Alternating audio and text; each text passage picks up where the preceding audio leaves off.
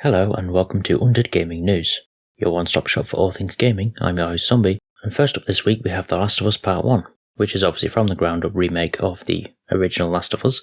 A developer from The Last of Us Part 1 has responded to claims that the remake is little more than a cash grab. Animator Robert Morrison, who worked on The Last of Us Part 1, tweeted to say that the project is the most meticulously built and crafted project that he has ever seen or been part of in his entire career. They also said that the remake has the highest level of care and attention to detail as possible. Part of the issue that arises from The Last of Us Part 1 is its price tag.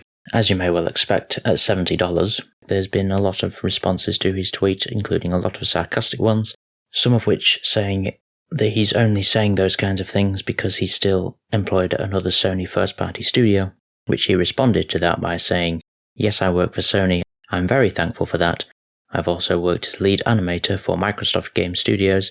I've owned PlayStation, Xbox, and Nintendo consoles, and I also game on a PC. I support all platforms and have said that many times in the past. Games are meant to be fun. The price of the game is out of my control, and worth is subjective to each individual. You can decide for yourself whether you want it or not. All I'm saying is, I'm in awe of the work that an amazing group of people did on the project. A tremendous amount of passion was put into it. The Last of Us Part 1 promises to be more than just a next-gen tidy-up, as Naughty Dog is building the game from the ground up with the latest tech advancements that include modernising gameplay, improved controls, and expanding the accessibility options. So I'm assuming that they're going to actually be making it feel a lot more like The Last of Us Part 2, and providing the same accessibility options that won them awards in that game. While I understand both sides of the argument for this situation, I would say that the price probably is a bit too high, considering what the game is. However, they have been working extremely hard on remaking it because it's not just a polish to get it up to standard modern graphics, because it's from the ground up remake. So, but then again, it's most likely more directed for people who didn't play the original and maybe just played The Last of Us Part 2, since there's a lot of years in between the two. But at the end of the day, you don't have to pay full price anyway. You can always wait for the price to drop or go on sale. So it's up to you what you pay for it, basically. But sticking with Sony, they've also announced a new loyalty program called PlayStation Stars. It will be free to join when it launches later this year, and once you become a member, you'll earn rewards by completing a variety of campaigns and activities, and they'll have a monthly check-in campaign, which simply requires you to play any game to receive a reward, and while other campaigns require you to win tournaments or earn specific trophies, or even be the first player to platinum a blockbuster title in your local time zone, all PlayStation Stars members will have opportunities to earn loyalty points. Points can be redeemed in a catalogue that may include PSN wallet funds and select PlayStation Store products. As an additional benefit, PlayStation Plus members that are enrolled in PlayStation Stars automatically earn points for purchases on the PlayStation Store.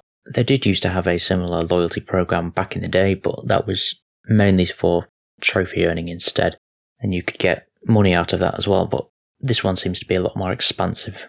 And they only said it's due to release later this year, so I don't necessarily know exactly when it's going to come, but I'll update you when we have more information. But PlayStation have also finalised their acquisition with Haven Studios. The official PlayStation Twitter account made the announcement, confirming that the agreement to acquire Haven Studios has finally closed, after it was announced in March of this year. Haven Studios is yet to release its first game, but its founder is Jade Raymond, who helped create both Assassin's Creed and Watch Dogs franchises, and the studio also houses developers from projects like Rainbow Six Siege, Tomb Raider, Star Wars Battlefront, and I believe the studio was formed in 2020 during the pandemic, during lockdown, and I think they have a temporary studio at the minute, so they haven't fully set up their base of operations yet. But in other acquisition news, we have Supermassive Games, the developer behind Until Dawn, Dark Pictures Anthology, and The Quarry, being acquired by Nordisk Games. Nordisk Games is part of the larger Nordisk film brand, which is a Denmark-based entertainment company that owns a handful of other game developers, including Avalanche Studios, which is the creator of Just Cause. Nordisk Games acquired a 30.7% share of Supermassive in March last year, but announced in a blog post that they've now fully owned the studio.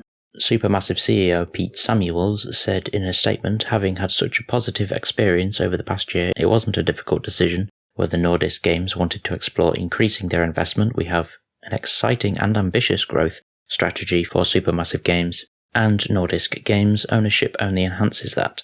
I'm hugely excited about where the security offered by this partnership and continued access to the expertise within Nordisk Games will take us next. And the Nordisk Games CEO also commented on the situation by saying, "In the year we've worked alongside Pete and Joe and the whole Supermassive team, it's been clear to us that the amount of talent, as well as how much potential there is to further develop the kinds of story and narrative-driven games that they excel at, in acquiring 100% of the studio, we will be able to increase our support to the team and, most importantly, continue the great working relationship we have with them." Sticking with Supermassive Games, they've released a new patch for The Quarry, which adds a brand new multiplayer mode to the game amongst other features. The mode is titled Wolfpack, and it will allow a host to invite up to 7 friends into the lobby where they can watch along and vote on decisions while the host plays the game. The new patch also gives Deluxe Edition owners access to 80s-inspired cosmetic character outfits for the characters. Those outfits are also available to be purchased separately if you don't have the Deluxe Edition, so you're not missing out, basically. Over on Ubisoft's side of things, we have a bit of an update from the story that we covered last week, where we talked about Ubisoft decommissioning some of their old titles so that you can't access the multiplayer, as one of those games has been review bombed on Steam, which was Assassin's Creed Liberation HD, as on the Steam store page there was a notice that said the game will not be accessible from September the 1st, and this of course led to outrage from players to then review bomb the game, so Ubisoft had to clarify that you'll still be able to access the game, just not any online features, and Steam has since updated the store page with the correct notice, stating that the online features won't be available after September the 1st. During Ubisoft's clarification, they called back to their original post about the decommissions, where it clearly stated that you'll lose access to the online features and had no mention of not being able to access the game overall. So how Steam messed that up I don't know, but I'm glad that they rectified it and made sure the correct notice is on there instead. Also in the news, we have Spain apparently looking to tighten up loot box regulations, as a recent report revealed that Spain's consumer minister stated that in a few weeks the government will be regulating gaming features that offer prizes with an economic value in a real or virtual market, and that can be resold or exchanged. The government claims this is all to avoid thoughtlessness, compulsive, or even pathological consumer behaviour in regards to loot boxes. These regulations will also include NFTs and cryptocurrency. While the regulations are unspecified at the time of recording, their consumer minister claimed that they would allow gamers to have fun while preserving their health and, in particular, that of the most vulnerable. Also in the news, we have Blizzard, who've now confirmed that Heroes of the Storm will no longer see any major content updates as the game shifts into permanent maintenance mode, which means servers will remain online and Heroes of the Storm will remain playable, but you can expect updates to become even fewer and further between than they had in recent years. The devs say in the announcement, in future, will continue seasonal roles and hero rotations, and while the in-game shop will remain operational, there are no plans for new future purchase content to be added. Future patches will primarily focus on client sustainability and bug fixing, with balance updates coming as needed. With a patch launching next week, all players will receive an epic arcane lizard mount as a token of our appreciation. Over on Rockstar's side of things, they've announced that GTA Online will be getting new gameplay updates and top requested experience improvements and upgrades, including a major change that will allow players to sell their business goods in invite-only sessions, and other long-requested features are coming to GTA Online, including dialing back the strength of the Oppressor MK2, which is, of course, the hovering motorbike, or the flying motorbike. There will also be a more convenient way to pick up snacks and body armor, and an increased payout for all missions and tasks in GTA Online. This includes increased payouts for bodyguards, associates and MC members, along with certain heist, finales and races. Beyond these quality of life improvements, Rockstar also shared that the upcoming update will expand upon their criminal careers of executive biker, gunrunner and nightclub owners, alongside a set of contract missions that presents the opportunity to be sworn in as a special IAA field operative to investigate a budding criminal conspiracy. However, it wasn't all good news, because they also announced that they're no longer going to be rolling out any major updates for Red Dead Online, because they're going to be focusing on GTA 6. According to the post, there will be no more major themed content updates like there was in previous years, but the developer will still build on existing modes and new Telegram missions. Over at Bandai Namco, though, they've confirmed a recent ransomware hack. Though it's not yet clear the extent of the damage, the attack has been attributed to the group known as Black Cat. Bandai Namco released a statement about the situation that says, Bandai Namco Holdings Incorporated confirmed that it experienced an unauthorized access by third party to the internal systems of several group companies in the Asian regions excluding Japan. After we confirmed the unauthorized access, we've taken measures such as blocking access to the servers to prevent the damage from spreading. In addition, there is a possibility that customer information related to the toys and hobby business in Asian regions excluding Japan was included in the servers and PCs, and we are currently identifying the status about existence of leakage, scope of the damage, and investigating the cause. We will continue to investigate the cause of this incident and will disclose the investigation results as appropriate.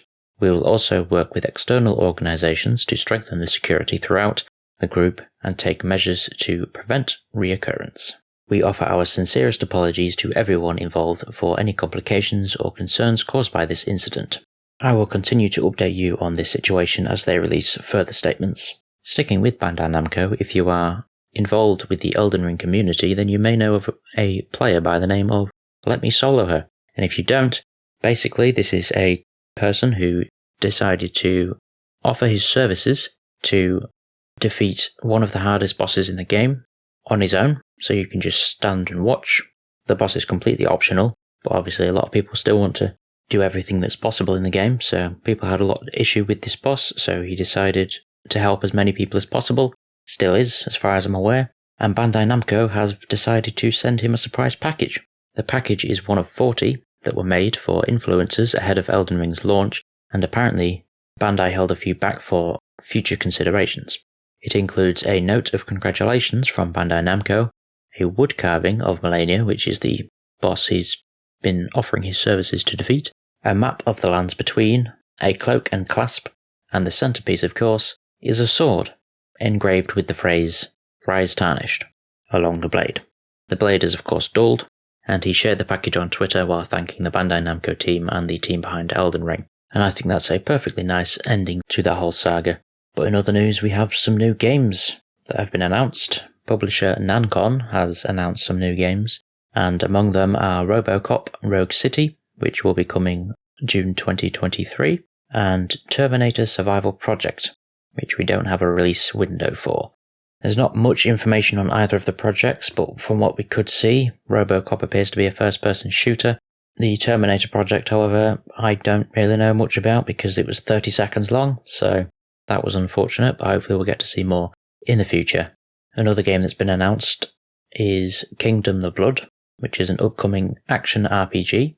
It's developed by Action Square, and it's a zombie hack and slash that sees players being transported to the 16th century Korea during a zombie apocalypse. According to a press release, Kingdom the Blood will have a number of game modes, including a story mode which follows the Kingdom series from Netflix, and there'll be a conquest mode which gives players a sequence of 5-minute battles, multi-boss battles, and PvP combat. Kingdom the Blood hasn't got a release date yet, but when it does launch, it will be launched on PC and mobile. Also in the news we have Konami, as Konami's Japanese Twitter account posted to commemorate the 35-year anniversary of Metal Gear, and announced to fans that they will seemingly soon be able to play the temporarily suspended entries of Metal Gear. As they said, the Metal Gear series released on July 13th, 1987, celebrated its 35th anniversary today. We are preparing to resume sales of titles that would be temporarily suspended. This could refer to versions of Metal Gear Solid 2 and 3 that were removed from digital storefronts last November, following license renewal issues for the historical footage used in those games. Since they did say that they were working on getting those licenses renewed, they may be closing on that deal at the minute so that they can reinstate the sales of those games. We also now have a release date for Bayonetta 3, which has been unveiled for October 28th, 2022. So it's not too far to wait now for that game. Over on EA's side of things though, they're making some DLC free for people, as they are retiring the BioWare points system. BioWare points were part of a currency system that the studio used to sell DLC for games like Dragon Age and Mass Effect on PC, while console players were able to buy them through the relevant Sony and Microsoft storefronts. PC players have been forced for years to purchase BioWare points.